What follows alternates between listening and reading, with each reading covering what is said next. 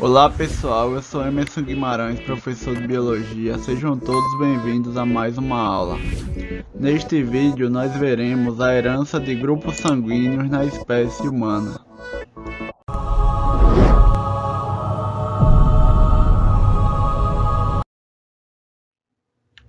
Primeiramente nós veremos o sistema ABO de grupos sanguíneos.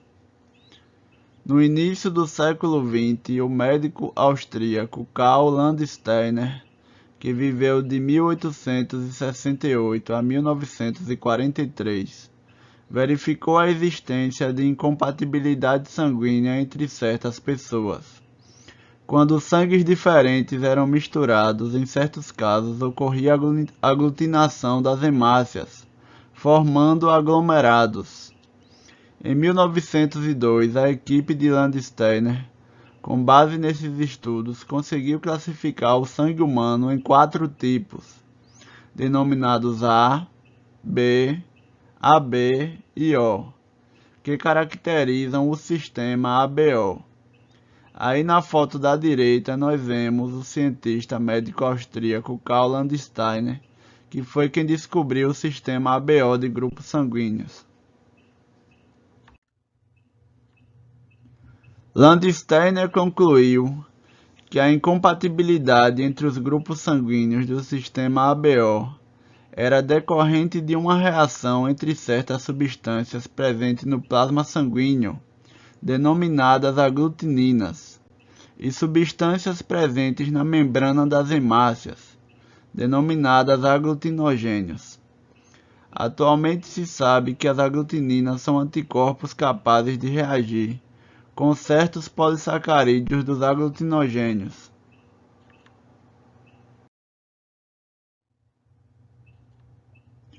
O sistema ABO caracteriza-se pela presença de 2 tipos de aglutinogênios, o aglutinogênio A e o aglutinogênio B, e 2 tipos de aglutininas, a aglutinina anti-A e a aglutinina anti-B.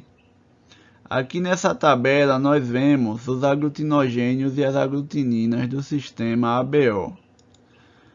A pessoa que é do grupo sanguíneo A, do tipo sanguíneo A, ela tem aglutinogênio A e aglutininas anti-B.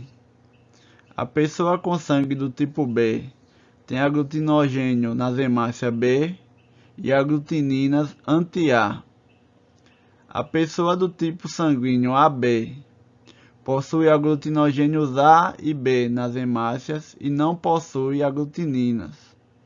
As pessoas do tipo sanguíneo O não possuem aglutinogênios nas hemácias, mas possuem aglutininas anti-A e anti-B no plasma sanguíneo.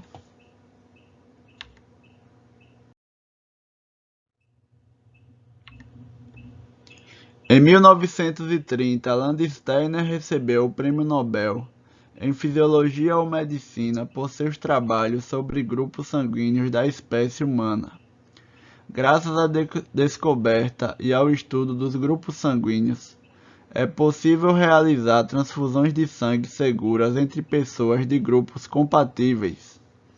Transfusões incompatíveis podem trazer graves consequências para a saúde e até levar à morte, pois as hemácias do sangue recebido se aglutinam e formam aglomerados, que entopem os capilares sanguíneos, prejudicando a circulação da pessoa que recebeu sangue de tipo incompatível com o seu.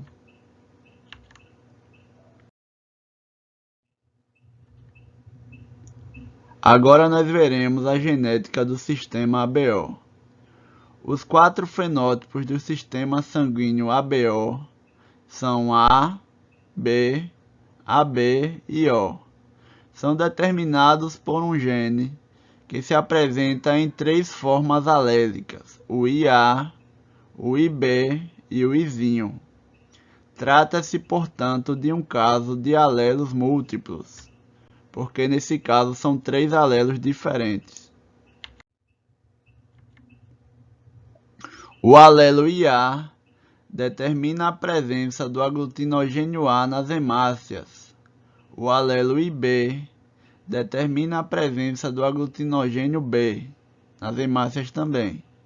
E o alelo izinho não determina nenhum aglutinogênio.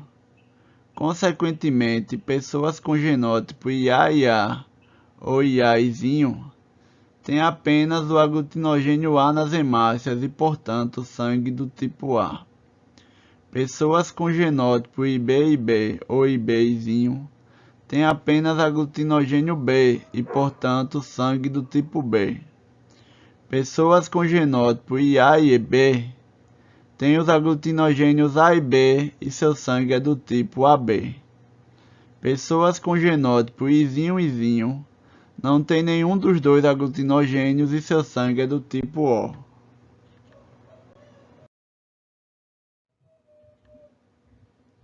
Os alelos IA e B comportam-se como codominantes, uma vez que ambos se expressam na condição heterozigótica, produzindo respectivamente os aglutinogênios A e B. O alelo Izinho é recessivo em relação aos outros dois. As relações de dominância entre esses três alelos podem ser representadas por IA igual IB maior do que Izinho. Então, os genes IA e B são codominantes e se expressam ao mesmo tempo. Já o gene Izinho é recessivo, e ele só se expressa em condição homozigótica, que quando é Izinho determina o sangue do tipo O. Aqui nessa tabela nós vemos a relação entre genótipos e fenótipos no sistema ABO. O grupo sanguíneo A ele pode ter os genótipos IA ou IAzinho. O grupo sanguíneo B pode ter os genótipos IB ou IBzinho. O grupo AB só existe uma forma, que é o IA e B. E o grupo O também só existe de uma forma, que é o Izinho.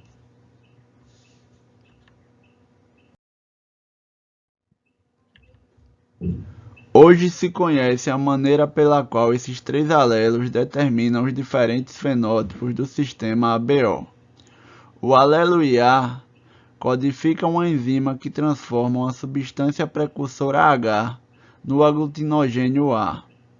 O alelo IB codifica uma enzima ligeiramente diferente que transforma o mesmo precursor H no aglutinogênio B.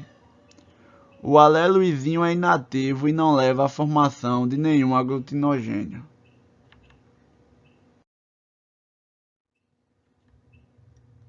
Agora nós veremos o sistema RH de grupos sanguíneos. Na década de 1940, Landsteiner e sua equipe injetaram hemácias de um macaco reso, macaca mulata, em coelhos, os quais produziram um anticorpo denominado anti-RH, abreviatura do inglês anti-rhesus. Ao testar o anticorpo anti-RH em sangue humano, os pesquisadores notaram que ele provocava a aglutinação das hemácias em cerca de 85% das pessoas testadas. A conclusão é que nas hemácias dessas pessoas havia um antígeno semelhante ao do macaco rhesus, por isso denominado fator RH do inglês rhesus. As pessoas que reagiram ao anti-RH foram chamadas de RH positivas ou RH+. Por outro lado, em cerca de 15% das pessoas testadas, não ocorreu aglutinação das hemácias. A conclusão foi que essas pessoas não apresentavam o fator RH, e por isso foram chamadas RH negativas ou RH-. Esse sistema de grupos sanguíneos em que há dois fenótipos, RH positivo e RH negativo, foi denominado sistema RH. Para identificar o fenótipo de uma pessoa quanto ao sistema RH, mistura-se uma gota de sangue a uma solução com anticorpos anti-RH. Se as hemácias aglutinarem, a pessoa é RH positivo. Se não houver aglutinação, a pessoa é RH negativo.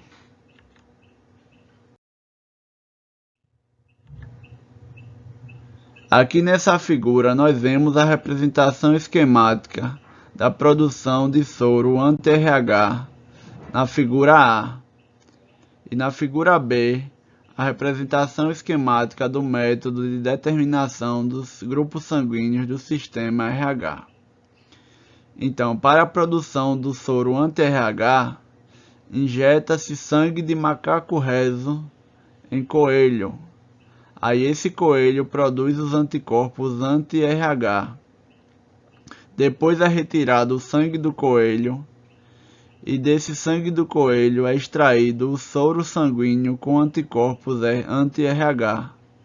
E esse soro com anticorpos anti-RH é usado para determinar se a pessoa é RH positivo ou RH negativo. Aqui nós vemos quando se mistura uma gota de sangue humano com a solução anti-RH. Se o sangue aglutinar, a pessoa é RH positivo. Se o sangue não aglutinar, a pessoa é RH negativo. Agora nós veremos a genética do sistema RH. Os fenótipos do sistema RH são condicionados basicamente por dois alelos, o Rzão e o Rzinho, em que Rzão se comporta como dominante sobre Rzinho. Basta a pessoa ter um alelo dominante no genótipo, ser Rzão ou Rzinho, para ter o fator RH nas hemácias e, portanto, fenótipo RH positivo. Pessoas homozigóticas recessivas Rzinho não têm o fator RH e seu fenótipo é RH negativo. Agora nós veremos a incompatibilidade materno-fetal no sistema RH. Pessoas RH positivas não produzem anti-RH. Pessoas RH negativas em condições normais também não apresentam anticorpos anti-RH na circulação sanguínea. Esses anticorpos são produzidos apenas se a pessoa for previamente sensibilizada, isto é, se entrar em contato com sangue RH positivo, recebendo uma transfusão, por exemplo, ou no caso de mulheres RH negativa, que engravidam de uma criança RH positiva.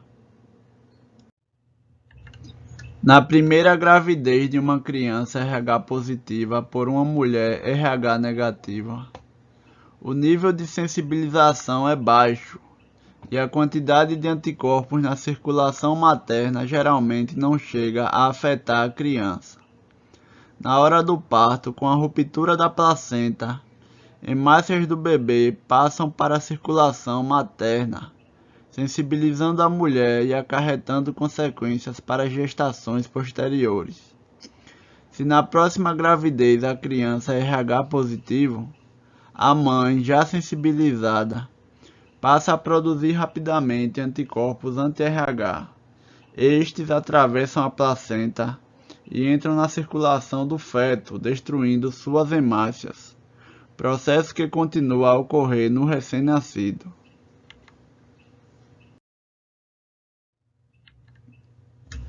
Aqui nessa figura nós vemos a representação esquemática do processo de sensibilização de uma mulher RH negativo por uma criança RH positivo. Então, se uma mulher RH negativo engravidar de uma criança com sangue do tipo RH positivo, isso é possível se o pai da criança for RH positivo. Então, a mulher com RH negativo ter filho com um homem com RH positivo, a criança pode nascer com RH positivo, já que é determinado por um alelo dominante. Então, nesse caso, quando a criança nasce, o sangue dela entra em contato com o sangue materno, estimulando a produção de anticorpos anti-RH. Na próxima gestação que essa mulher tiver com a criança RH positivo, como ela já foi sensibilizada pelo sangue do filho anterior, ela passa a produzir mais anticorpos anti-RH que entram para a circulação da criança e passam a destruir as hemácias.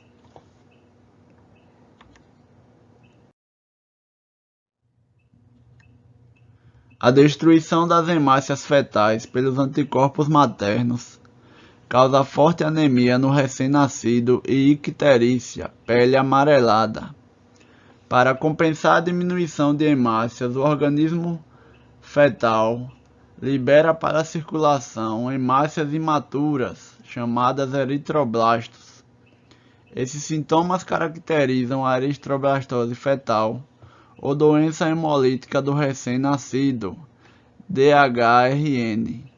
O substantivo hemólise, do qual deriva o adjetivo hemolítica, vem do grego aimos, que significa sangue, e lise, que significa destruição, referindo-se à destruição das hemácias. Atualmente, graças aos conhecimentos sobre o sistema RH de grupos sanguíneos, é possível evitar a eritroblastose fetal. Uma mulher RH negativa que vai dar à luz a uma criança RH positiva recebe no momento do parto uma injeção intravenosa de anticorpos anti-RH. Estes se combinam com as hemácias RH positivas do filho, evitando que elas sensibilizem a mulher.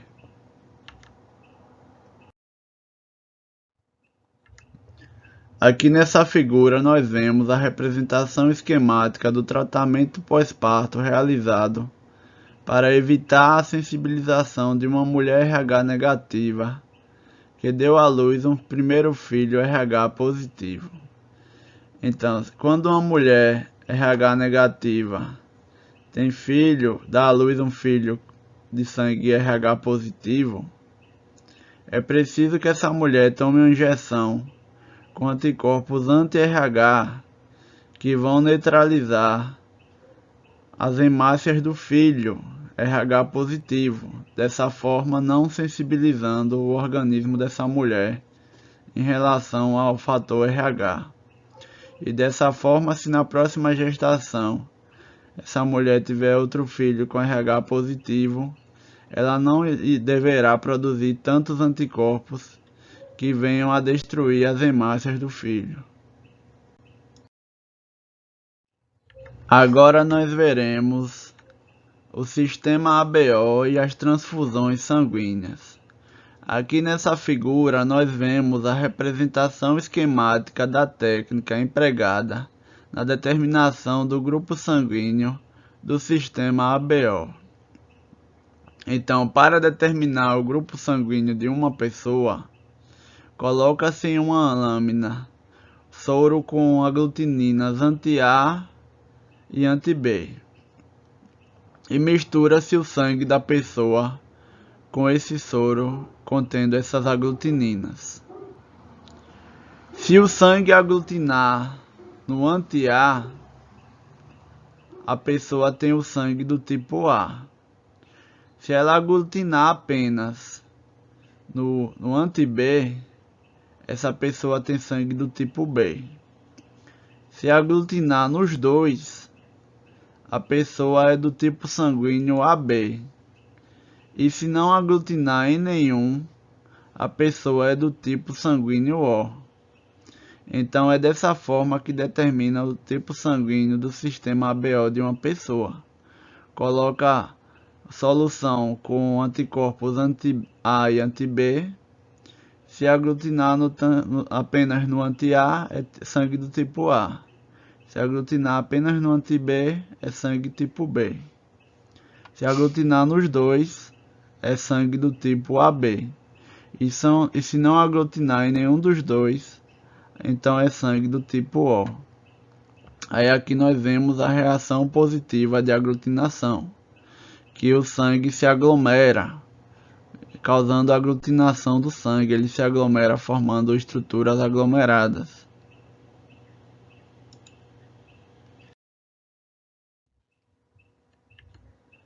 Aqui nessa tabela nós vemos a compatibilidade de transfusões sanguíneas do sistema ABO. A pessoa do tipo sanguíneo A, ela pode receber de A e de O, porque o O não tem aglutinogênios, né? Então o O ele pode doar para qualquer pessoa. Mas a pessoa do tipo A, ela doa para A e a B. A pessoa do tipo B, ela recebe de B e de O e doa para B e AB. A pessoa do tipo AB, ela recebe de A, recebe de B, recebe de AB e recebe de O. Porque a pessoa do tipo AB, ela não tem aglutinina, nem a anti-A nem a anti-B, então ela recebe de qualquer tipo sanguíneo. Porém, ela só pode doar para outra pessoa do tipo AB, porque ela tem o aglutinogênio A e o aglutinogênio B.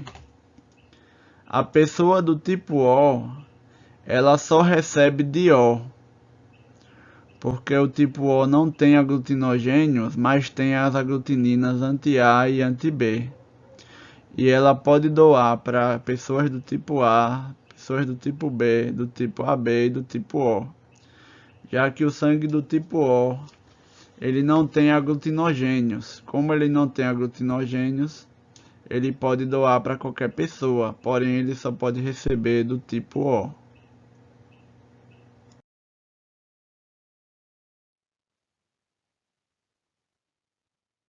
Então, pessoal, estamos chegando ao fim de mais uma aula. Muito obrigado a todos. Não esqueçam de se inscrever no canal, deixem um like e um comentário.